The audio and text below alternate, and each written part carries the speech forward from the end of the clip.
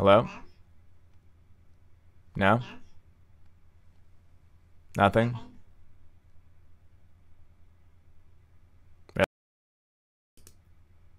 Oh, good. I had it muted this whole time. Well, hello everyone. Sorry about that. A little bit of a rough start today. We're doing the questions for Jeff live on the computer today, so I had to configure the audio, but I think we're up and running now. I'm up and running. Welcome everyone. Let's see, how long did that take? Probably longer than it should have. But anyway, what I was saying before was welcome. Welcome to Tom. Welcome to CJ, Nico, Simon, Daniel, Shane, Nicholas, Marcones. Daryl's here. David's here. Wendy is here. Hey! Thank you for joining, everyone. This is Questions for Jeff Live, Episode 7. If you guys have any questions, feel free to leave them in the chat. I'll be taking questions from you live, but also from Instagram. I posted a couple days ago about this episode of Questions for Jeff coming up, and got some great questions under my Instagram post. If you're not following me on Instagram, my username is @JeffSchneiderMusic, so definitely follow me there. I'm also on Twitter @JSchneidsMusic. That's JSCHNEIDS Music. I'm also on Snapchat, but I'm not Snapchatting these days. Not too much. But I'm definitely on Instagram, so follow me there. Let's see. I'm going to take some questions. First of all, if you definitely want your question to be seen, I know there's a lot coming through here, so I'm not able to catch everything. But if you definitely want your question to be seen, there's this thing called Super Chat on YouTube, which is where you support with a donation, and it highlights your question. So that's definitely a way for me to see it. It just throws it up in red. I can't miss it. Thanks in advance if you do decide to donate. Okay, let's take some questions. I'm going to start with you guys on the YouTube. All right.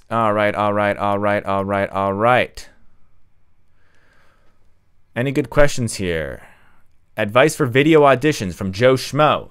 Video auditions. I'm not sure if that means it's a live audition or recorded. I remember I had to do a video audition for the Grammy band in high school. I think it was on video. Well, you know, I'll just give some general audition advice, especially for jazz. When you're doing an audition, pick the music that features you best. Don't pick music that's going to just be really hard for, you know, the sake of being really hard. It's not worth it. Better to show off your skills. That's going to make you sound best. Nobody cares if you're playing giant steps at 350 beats per minute and sounding bad versus playing a blues at 120 beats per minute and sounding awesome. So showcase your best stuff. That's my advice on auditions. For video auditions, you know, try to make it as good as production quality as you can. Lighting is everything. You don't need a great camera. These days, the iPhones do just fine. But lighting really does help. So even if you're just standing in front of a window, it'll make a big difference. Okay. Taking another question here. David Jackson asks, do you have a booking agent or manager, or do I do it all myself? I do it all myself, David. All myself. It's a lot of work. But what's the saying for people who are doing in business for themselves? You work 80 hours a week so you don't have to work 40 hours a week. I like that one. All right, taking out another question here.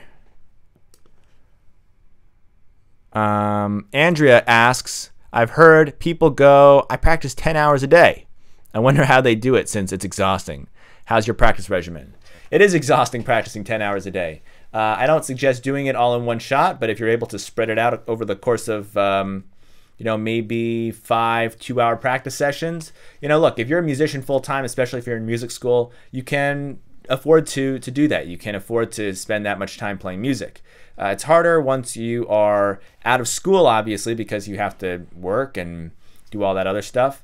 But, you know, if you are in music school, that's a great time to practice 10 hours a day. But even afterwards, I remember after I graduated, I was still able to practice like a ton, just because that's all I wanted to do, first of all, and I was willing to sacrifice things like going out or I don't know, spending a lot of money, so I would have to work like a job that would require me to not do music. Anyway, in terms of the practice regimen, it's helpful to keep a practice journal. So write down what you're working on, and that way we can look back to the day before and see what you did, what needs more work, how your progress is going. The practice journal really does help. And having a plan, like I definitely have a routine for the first 4 hours or something. If I were to practice more than 4 hours, I would do an hour on sound, an hour on technique, scales, arpeggios, things like that, get my instrument stuff in check. And then I would work on things like rhythm, my time feel, probably do some transposing of an idea or a concept that I'm working on. Then there's transposing, then there's ear training, then maybe do some more sound exercises. I mean, there's so much to practice, there's so much to work on, which is why, if you really want to, you can practice for 10 hours. It just seems to be one of those things that all of the greats have done it at one point or another. I don't practice 10 hours a day these days. I wish I could, but just not on the cards for me with my family and everything. But I certainly did that kind of thing when I was in school and after I graduated. Okay. And then Mark J asks a really appropriate question. Ever had carpal tunnel type issues with your wrists? I did have some tendonitis in school from all that practicing. So, we're a warning here. If you're going to do that much practicing, make sure you take care of yourself. You need to stretch. You need to take breaks. Like I said, you can't do it 10 hours straight. You have to really give yourself time to your body to relax, your mind to relax. I did get some tendonitis, and I had to take 3 months off of practicing. I was able to do a lot of ear training in that time, so it wasn't a complete loss. But I would have liked to be playing during that time period. I just had to put the horn away, do a lot of like stretching and this kind of stuff, and that eventually took care of it. Okay, I'm gonna go to Instagram now because I did get some great questions there, so I just have to pull up my Instagram page. All right, I saw some really good questions on Instagram. Let's see what we got.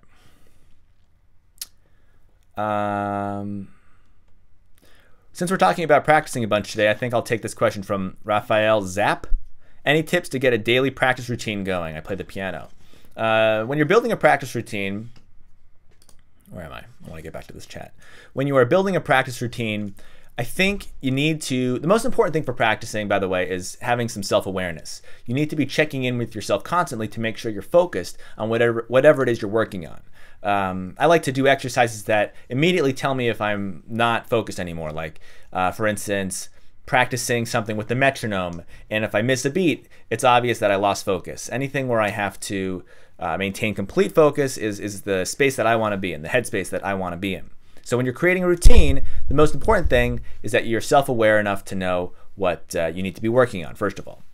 I think it's always important to work on the instrument stuff first, get the sound stuff done, get the technique stuff done, and then you can work on sort of the more general music aspects of playing, whether that's phrasing or rhythm or improvisation or whatever it is you need to work on, which is the next point.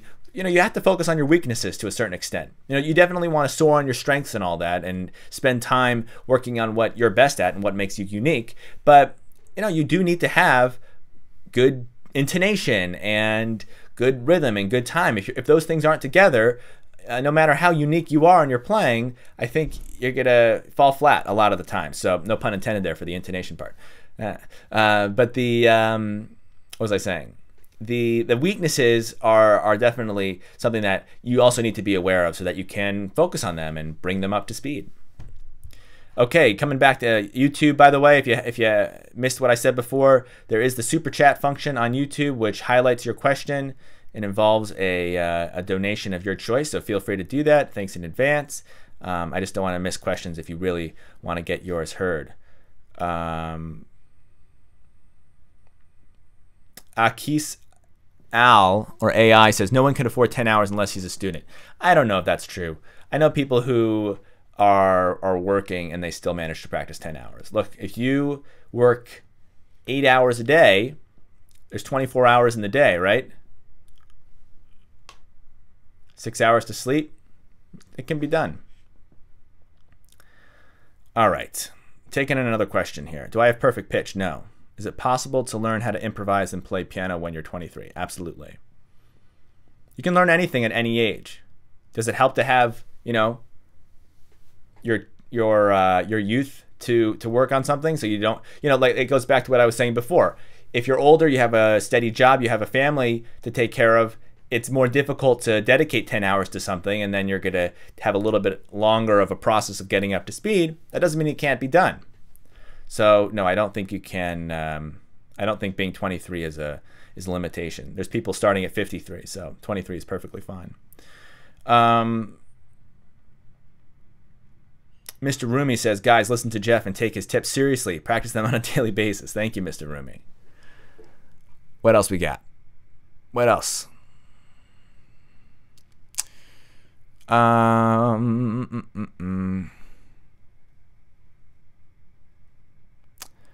Niles says, here's my question. 30 years plus of playing music seriously, but your channel has gotten me into piano. You're amazing. What other resources would you recommend? And then the second part of that question is, I know a fair amount of music theory, but the technique stuff would be greatly appreciated. You know, there is so much content online and so much content in books. I think there's still a lot of value in working with a teacher privately, whether that's online. You know, I do a lot of Skype lessons, or if you have somebody in your local, you know, in your neighborhood or whatever the nearest city is to meet up for private lessons.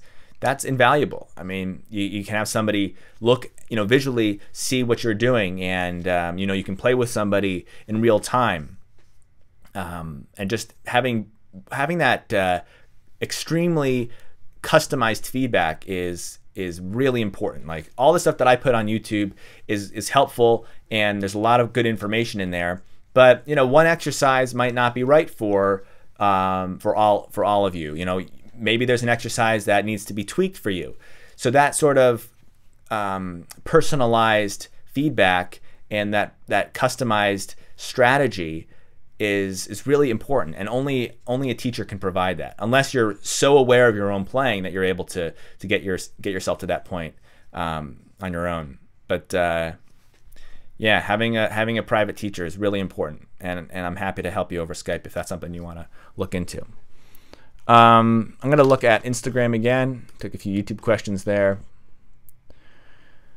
The difference between trad and contemporary jazz. Trad, I think, means traditional. Well, I don't think it does. The difference between traditional and contemporary jazz. I'm sure there's many differences. I think one way to sort of describe the difference, though, is with more traditional jazz. If you go back to the early 20th century, you know, the music is much more straight ahead, right? It's going to be in 4/4, where the time is really spelled out clearly, where the harmony is spelled out clearly with the soloists and the melodies. You know, you listen to an old solo by a clarinetist who played with Louis Armstrong. It's almost all arpeggios. Even Louis Armstrong's playing a lot of arpeggios. He's getting a little bit more exploratory, and that's why he was such an innovator. But even so, there's so much emphasis on playing inside the chords and emphasizing chord tones. And then you kind of progress a little bit, and the harmony gets a bit more complex, the rhythm gets more complex. And I think if you kind of fast forward all the way to today, it's just gotten more, it's gotten further away from being so sort of, here's the harmony, here's the time, here's the rhythm being served to the listener on a silver platter. I think now it's a bit more participatory, where, you know, the listener also has to have a sense of where the time is, where the harmony is. Maybe that's why jazz is getting less and less popular, because it's putting the onus on the listener to really have their you know, their ability to follow along.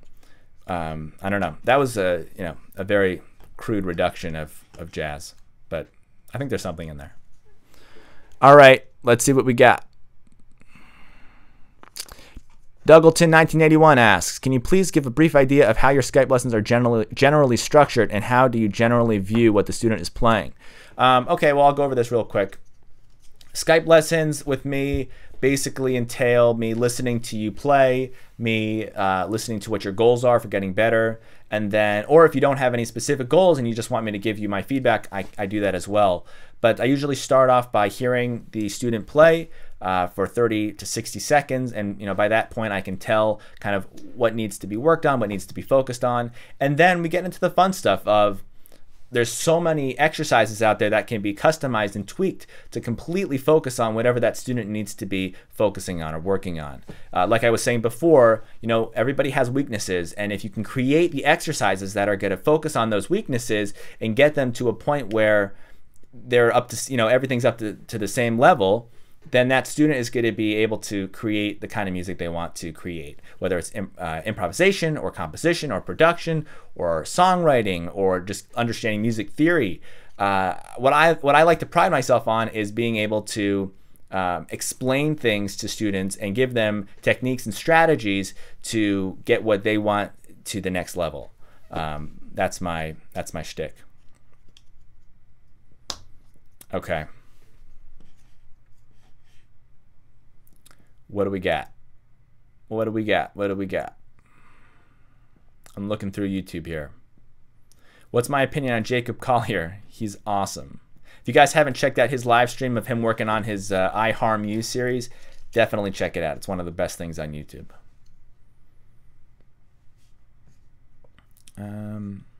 How do you negotiate as a sideman? That's a good question. I think in terms of negotiation in general is to ask what the budget is before you give a number, because if you're going to offer to do a gig for 80 bucks, and if you had said, oh, what's your budget? And the band leader says, oh, I got 100 bucks. Well, it'd be nice if you didn't say 80 bucks before you heard the 100, because I don't think the band leader's going to be like, oh, I'll give you 100 after he or she finds out you're going to do it for 80. So first thing is, you know, find out what the budget is. Then once you find out what the budget is, what I usually like to do is say, well, you know, usually I would, you know, let's say the budget was 100 bucks for the gig, and you say, okay, usually I would do it for my rate's around 150. How close can you get to that? That's like the best thing you can possibly ask. And this doesn't go for doesn't just go for gigs. It goes for jobs, whether it's sort of like a long-term thing, or working with a client. If you're consulting like as a teacher, or doing a composition thing, anything at all, it's always good to negotiate, because my theory is if somebody says, can you do it for this amount, and you say yes, then they might kick themselves. They might have a little buyer's remorse there and be like, oh, maybe I should have, you know, asked for a lower amount. But if you say, no, I usually do a little bit higher, and then they kind of meet you in the middle, at least then they're not thinking to themselves, oh, I'm, you know, maybe I should have asked for less. But they'll also respect you a little bit more because, you know, you're coming in a little bit higher. I'm not saying to come in like exorbitantly high. It's just a little bit higher, and then you meet in the middle. That's what negotiating is. That was non-music related. Sorry if that was boring. Thomas asks, tips for moving from alto to tenor. Can't get a decent sound on it. Yeah, moving from alto to tenor saxophone is really tough, and vice versa. I don't know what it is. I think it's because they're kind of similar. It's a little bit more difficult versus like alto to bari or soprano to or tenor to soprano, where there's a real contrast there between, you know, one instrument and the other. Alto and tenor, they're kind of similar, so you really have to just build that distinction in your head about what you have to do for alto, what you have to do for tenor. But in terms of getting a better sound, it's the same thing as practicing your original instrument, if that's alto. Long tones, overtones, the whole bit.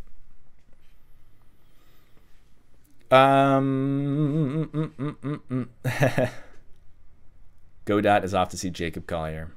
Sorry to lose you. All right, I'm doing another Instagram question. Any recommendations for gear for a dark tone like Dick Oates or yours? I don't think gear matters that much. I've said that before, I think. Don't blame your equipment. That's my motto. In terms of a dark tone, usually the reason for a bright tone is too much tension in your lip. So think of more of a oval embouchure and really relax that jaw. No pressure from here into the reed. That's going to brighten your sound. Think oh, oh, oh, oh. Notice the sound that I make there is really dark versus like E, E, E. That's brighter. Oh. I think the same is true for singing.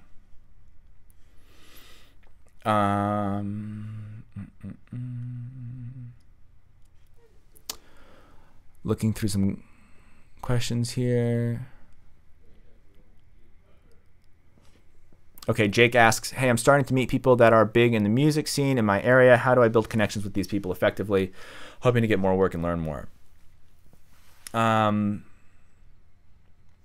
Yeah. Building connections with people. It's it's all about staying top of mind, which means if you're not going to get in touch, you have to, I'll be real practical here. Email people, call people, text people, say what's up. Maybe if you find an interesting video or an article, share it with them. Add value in some way. Don't just pester people asking for gigs. That's annoying. But if you add value in some way, if you say, here, I found this article, thought you might think it's interesting. Hope you have a good day. Check in every once in a while. Don't expect sort of a immediate response or immediate reaction that, think of it like, like long-term dating, right? You don't want to ask somebody to marry you on the first date or even the second date or even the third date or even the fourth date. So you need to prolong a little bit, romance a little bit there. And then, when the opportunity for the gig comes up, if you've stayed top of mind for long enough, then, you'll be in a better chance of actually being thought of. I'm like throwing my reed case around here. This is my doohickey today.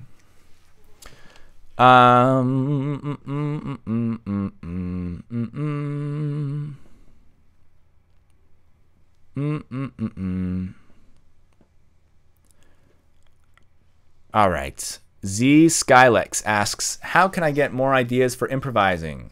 Because my solos are too monotonous, I think. Well, before you even worry about ideas, phrasing will make a monotonous solo 10 times better, 100 times better. It's just like if you were to take a book and read it to a kid. And if you read it like a robot, it would be a really boring book. But if you read it like, like you'd read a story to a kid, like your voice goes up and down and you get, softer during the soft parts and louder during the loud parts, that sort of contrast makes anything interesting. So that's the first thing. It doesn't really actually matter so much about what it is you play. What's more important is how you play it. Secondly, think a little bit more melodically in order to get your stuff a little bit less monotonous. Meaning, if you play something, the next thing you play, well, it wouldn't be such a bad thing if it had to do with the thing you played before. Develop your ideas. Have some, have a little bit of coherence there with your solo. That's a good way to spice it up a little bit. Besides that, setting limitations on your playing and practicing is actually really effective. I know it's a bit counterintuitive there. Restrictions, limitations, how's that going to make you more creative? Well, it does. If you still, force yourself to be musical and you say, I'm only going to play the notes between C and G, well then those restrictions kind of force creativity in a way. It's worth a try for sure. Any kind of limitations that you put on yourself, whether it's rhythmic or pitches or the range of your instrument, anything like that. All right, a lot of questions coming in here. Feel free to do the super chat. I know I'm not going to be able to get to all of these, but I'm just scrolling through here.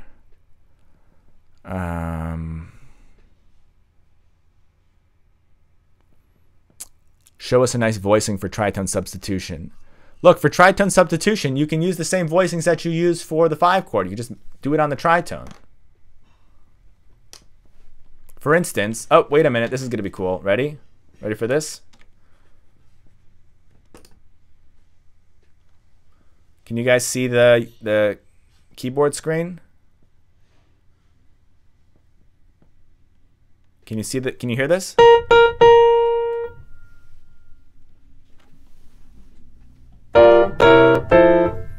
Can you hear the piano?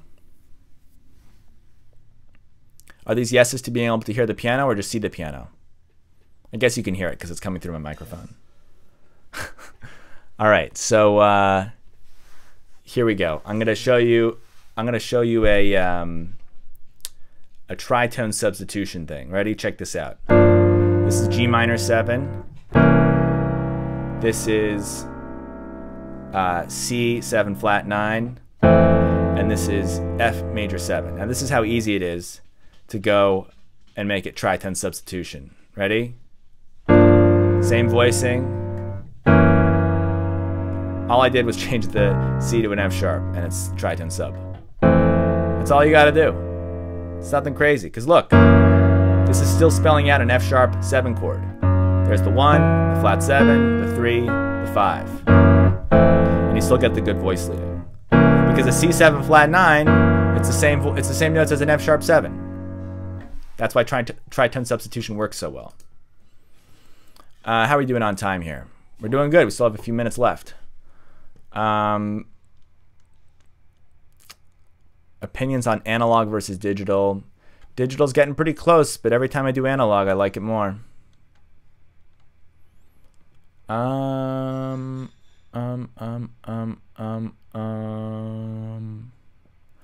Sam asks, hi Jeff, could you please talk about the balance between family, partners, friends, and music? Would love to hear your thoughts. Man, there's a reason why musicians have such poor social skills, because they spend all their time in practice rooms. It's an issue, but it's sort of the reality of it, right? I was talking before about how if you're going to practice 10 hours a day, you need to sacrifice an element of that. Whether it's, it can really help to have, a partner or friends or family who understand that, your passion is your passion. And, in order to get really, really good at something, you need to do it all the time. It's no different than learning a language, right? If you're going to learn how to speak Brazilian Portuguese, the best thing you can do is spend a year in Brazil and, all your time is in Brazil speaking Portuguese. Now, there's no land of jazz besides the practice room and, your headphones and, the jazz community. So in order to recreate that similar experience, you literally have to be playing all the time. So you have to find people in your life who understand that. And it's not an easy thing to do. That's one of the nice things about the community, the musician community, because especially in the jazz world, everybody understands that, we've spent so much time working on this stuff and we still, hate our playing and are really self-critical, and can't find work, and nobody else understands what we're doing, and that builds that camaraderie. It's not an easy thing to balance that, but what does help is, like I already said, find people who do understand, and 2, set expectations. Really, really important. Set expectations for other people, for yourself. And sticking to some sort of a schedule can also really help. It's not the easiest thing to do, but like if you have like a partner or something, and you say, okay, listen, I'm always going to be practicing from 6 a.m. to 10 a.m. and then again from 4 to 8 p.m.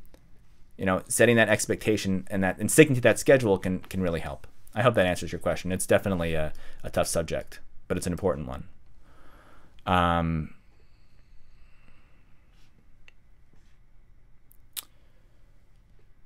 Any tips on how to make practicing more fun? Well, that's from Mikhail. It's a good question. I think that is it still keyboard? No, we're back on my face. Practicing. Well, first of all, you have to sort of accept that practicing is not always going to be fun. There's going to be days when you don't want to practice. Just like if you're working out, there's going to be days when you don't want to go to the gym. But it's the days when your sort of inspiration is not there and your effort kind of takes over and you do it anyway. That's when you're going to improve the most, and that's where you're going to improve more so than others who only play or practice when they feel like it. Now, in terms of making it more fun once you're actually playing, I think creating your own exercises is a really good way. Trying to stay inspired by listening to music is really powerful. I know that whenever I listen to music or I see music that kind of just makes me go, oh my God, what's happening there? I'm more energized and I'm more inspired to spend time practicing and really stay focused. That's why being in music school is actually really advantageous, because you're surrounded with people who are amazing. You can also recreate that experience if you're in a city and you're going to jam sessions and seeing a lot of live music. You can, it's one thing to listen to music on a record. It's a bit more distance there between you and the actual music. If you're right there in a live performance, or if you're playing in that performance in a jam session or something like that, you're going to get hit with that inspiration. It's going to be like, wow, this guy can do that, that gal can do that. I really need to get my shit together. So that's a good way to be inspired. And then in terms of keeping it fun, you have to find exercises that are, this is going back to the self-awareness thing. You have to be aware enough to create exercises that are difficult or easy enough that you're not going to get bored or overwhelmed. You have to find that flow state. Okay, I'm going to have to wrap it up, guys. We're over 30 minutes. I know I started late, though. Let me see if there's any more questions on the Insta. By the way, if you guys aren't following me on Instagram yet, it's at Jeff Schneider Music. I'm taking questions there as well.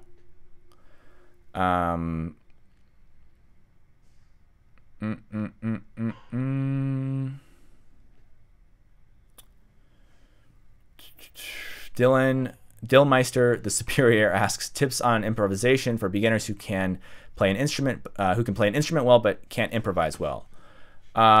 Yeah, play what you hear in your head. Don't worry too much about theory. Play what you hear in your head. I talk a lot about theory on this channel, but it's all about playing what you hear. All right. I am going to start wrapping this up. What are you guys talking about? You will not be able to sleep video? What is that?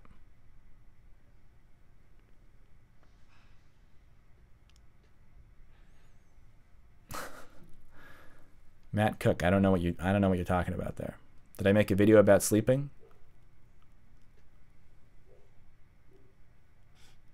It's on my channel. Ay, ay, ay. Oh. Now I remember. Yeah, I got you. All right. Well, with that, I do remember, Logan. That was a weird one. There are some weird ones on the channel. There really are. Okay, dudes and dudettes, I'm out of here. I hope you enjoyed this episode of Questions for Jeff Live. We'll do another one soon. And until then, look out for the announcement on Instagram about the upcoming episodes so you can post your questions there. But thank you all for watching, and I'll see you next time. Bye-bye.